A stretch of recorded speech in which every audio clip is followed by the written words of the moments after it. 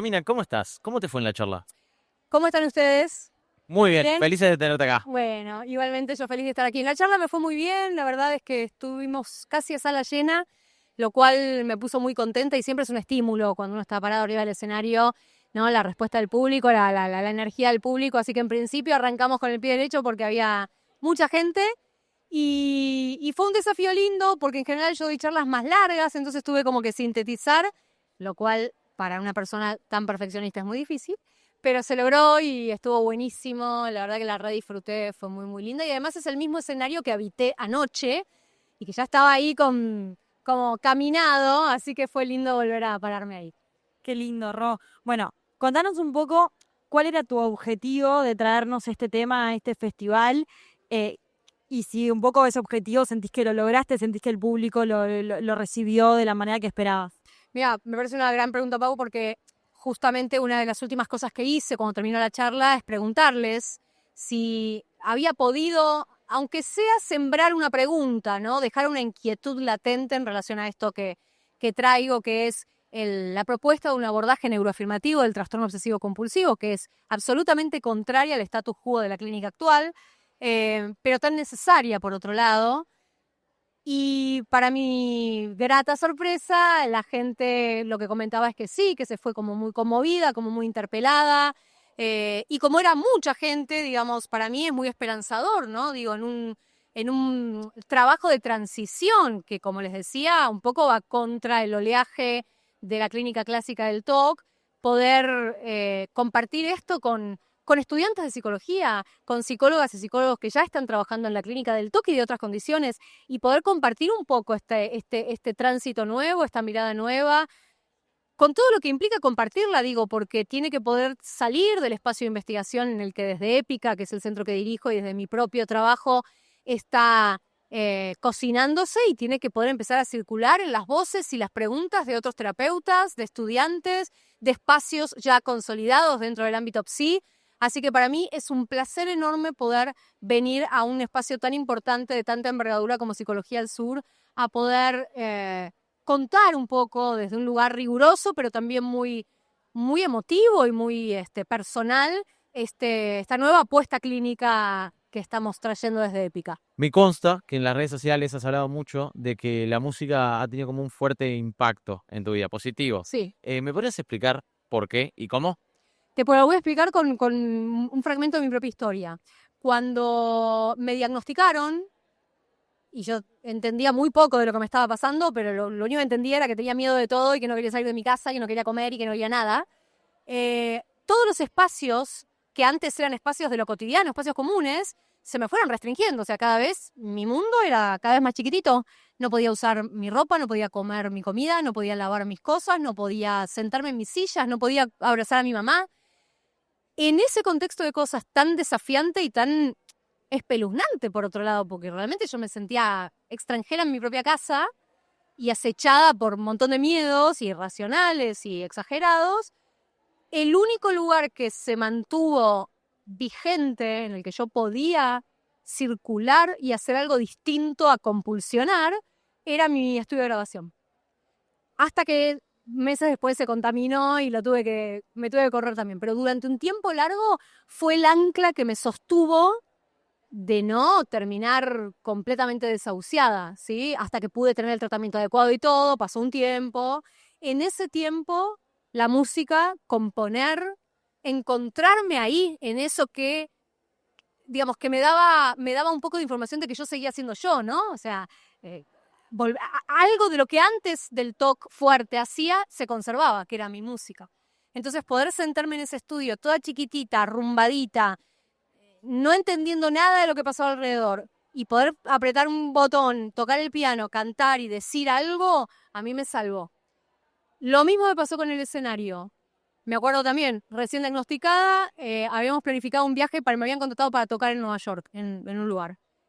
Me acompañó mi viejo. No sabes lo que fue ese viaje, ese avión. Yo no podía hacer pis en el horario del avión, lloraba, la vejiga así, no entendíamos nada, no quería dormir en las camas, no quería nada. En ese contexto de cosas, aterrada del contacto con el mundo, me acuerdo que mi papá y una pareja amiga, que estaba ya en una pareja de chicos de Canadá que estaban en Nueva York y los conocimos ahí. Bueno, me llevaban a rastras, todas con guantes y capada, hasta el escenario. Me depositaban en el escenario. Cuando la música arrancaba, mi viejo se ponía a tocar la guitarra, la música arrancaba, yo renacía, florecía, me ponía a cantar. No es que desaparecían los síntomas, porque si no parece como esta idea, ¿no?, del fake, no. Tío, pasa como la gente que tiene Tourette, no es que desaparecen, pero hay algo que competitivamente empieza a ocupar como un espacio mayor, y entonces podía desplegarme, podía cantar, con guantes capaz, podía cantar, podía sentir otra cosa en el cuerpo que no fuera amenaza. Y terminaba el show, me venían a buscar y otra vez así toda chiquitita. Bueno, esas dos anécdotas les dan cuenta un poco, me parece que ilustran bien esto de cómo la música de miles de maneras me salvó, me acompañó, me dio aire, me dio identidad, me dio recursos motivacionales para seguir, etc. Wow. Bueno, yo creo que la valentía de que lo cuentes desde un lugar personal, que hayas logrado exponerte, yo creo que es un desafío también personal, más allá de que es tu trabajo, es un desafío, debe ser un desafío personal día a día. Me surge un poco esta pregunta de, vos hablas del arte como refugio, ¿no? Sí. Como salvavidas. ¿Qué le podrías decir un poco a la persona que está en este camino aceptando o descubriendo su diagnóstico? Vos hablás de un proceso de aislamiento, ¿no? De angustia, de desborde, que quizás todavía no he encontrado como ese salvavidas, ¿no? Que te saque un ratito de esto. Sí, está muy buena tu pregunta porque hay que contextualizar la cuestión. A mí me pasó eso en aquel momento, y si yo hubiera en ese momento tenido la posibilidad de acercarme a un centro como Épica, que es el que dirijo yo, con una mirada neuroafirmativa del TOC, donde me hubieran podido alojar, donde yo hubiera podido tener la contención, el soporte, el sostén, no solo un dispositivo para reducir mis síntomas, sino un espacio de validación de mi experiencia, un espacio donde me permitieran redescubrirme en todas las dimensiones que tiene el TOC, seguramente yo no hubiera tenido que usar la música como refugio. Entonces, lo que yo puedo recomendarle ahora a esas personas que están de repente navegando algún momento de mucha sintomatología o descubriendo por primera vez los síntomas, porque seguramente ya descubrieron su identidad tocada. Lo que pasa es que no la reconocen como identidad tocada y solo se enteran que tienen TOC cuando aparecen los síntomas fuertes. Que ese es el problema de la patologización del TOC. No nos enseñan a reconocernos antes, a reconocer nuestros perfiles sensoriales, nuestros perfiles ejecutivos, nuestros perfiles emocionales, interpersonales. Llegaríamos mucho mejor a encontrarnos con nuestros síntomas si supiéramos que somos tocados y tocadas desde antes. Hoy yo lo que les recomendaría, con toda honestidad, y no lo digo porque lo dirija yo, sino porque somos el único centro de atención neuroafirmativa del TOC, no hay otro. Entonces, si les doy un consejo, acérquense a Espacio Épica, porque desde ahí vamos a poder no solo brindarles la información necesaria respecto de lo que significa estar con síntomas, sino alojarlos y alojarlas en torno a lo que significa haber nacido como una persona tocada, con todo lo que eso implica, que es mucho más que los síntomas. Entonces les diría, por suerte ahora existen espacios que intentan, por lo menos, alojar, acompañar, sostener a las identidades tocadas. En otro momento, en el momento en el que a mí me diagnosticaron, no existía, y yo tuve que navegarla como pude, ¿sí? Por suerte también siguen existiendo centros que me ayudaron a conectar con lo que es el gold standard del tratamiento, la EPR, la psicofarmacología específica para TOC, que tampoco es tan específica, pero digo que existe un protocolo que la incluye. Bueno, eso me ayudó, pero no agotó lo que yo necesitaba. Lo que yo necesitaba es ser validada, es ser entendida, es ser comprendida y es ser alojada en todo el esplendor desafiante y fascinante de haber nacido con TOC. Bueno, ojalá todas las personas tuvieran la posibilidad de acercarse a espacios neuroafirmativos del TOC.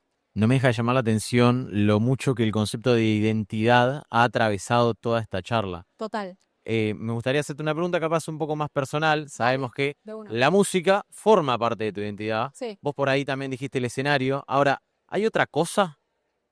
Me imagino que sí, hay muchísimas otras cosas. Miles. Me gustaría que nombraras algunas. En principio, volver a aclarar que digamos, lo que mejor demarca mi identidad es que soy una persona que nació con TOC.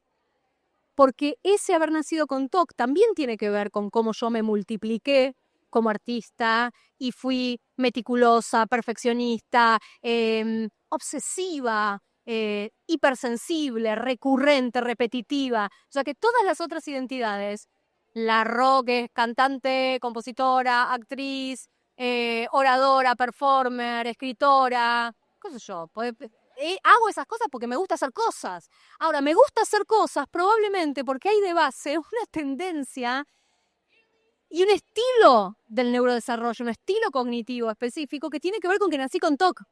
Entonces, no digo que todas las personas que nacen con TOC somos iguales, por supuesto, porque, a ver, justamente, no, exacto, ahí está el punto, o sea, en respetar la singularidad dentro de una condición con la que nacemos. Y cada persona es distinta.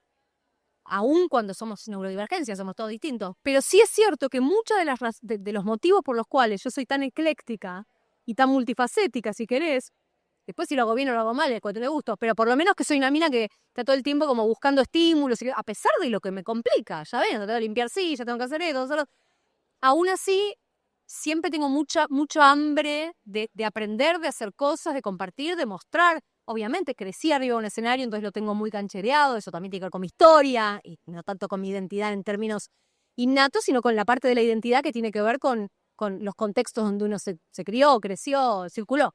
Eso también es identidad. Pero digo, sería como primero el huevo, que sería el TOC, y la gallina, con todas estas caras, viene a ser un poco una consecuencia de esa configuración. ¿Se entendió o me enrosqué mucho?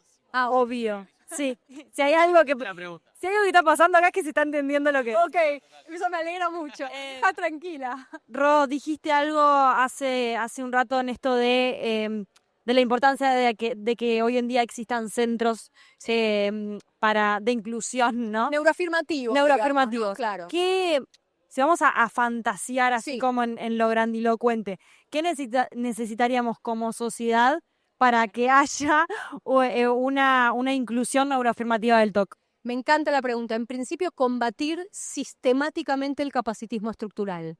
Así como en su momento, y todavía no es, es una deuda pendiente, digamos, no está saldada, tenemos que seguir combatiendo las asimetrías de género, el machismo, la violencia patriarcal, el neocolonialismo, los racismos, el fascismo, o sea, todas las opresiones digamos, que cursan desde una plataforma de discriminación, desde una plataforma de segregación, de jerarquización de cuerpos, son cuestiones estructurales que como sociedad tenemos que seguir combatiendo todos los días, desde nuestras prácticas profesionales y también desde nuestras prácticas interpersonales, digo, más allá de lo profesional.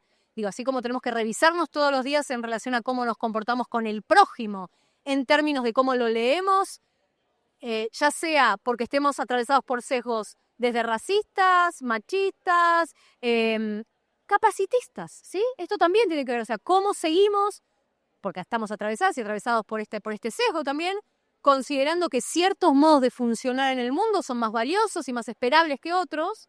Bueno, como profesionales, y un poco lo que decía en la charla, y como personas que van de a pie, necesitamos permanentemente cuestionarnos las maneras en las que entendemos que un sujeto tiene que funcionar. ¿Qué es ser funcional? ¿Qué es ser un ciudadano apto? ¿Qué significa, digamos, cómo configuramos nuestra idea de éxito y de productividad y de funcionalidad y de funcionamiento y de eficacia adentro de esta sociedad? Cuando podamos nosotros como sociedad flexibilizar y hacer una torsión en relación a esto, va a ir de suyo, naturalmente vamos a poder alojar con mucha más naturalidad distintas configuraciones.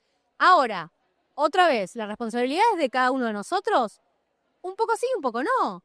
Un poco es de los espacios mucho más habilitados para promover, por ejemplo, campañas de promoción de la igualdad o de la equidad o de la inclusión o de la neuroafirmatividad que deberían provenir de nuestros gobiernos, de nuestras instituciones.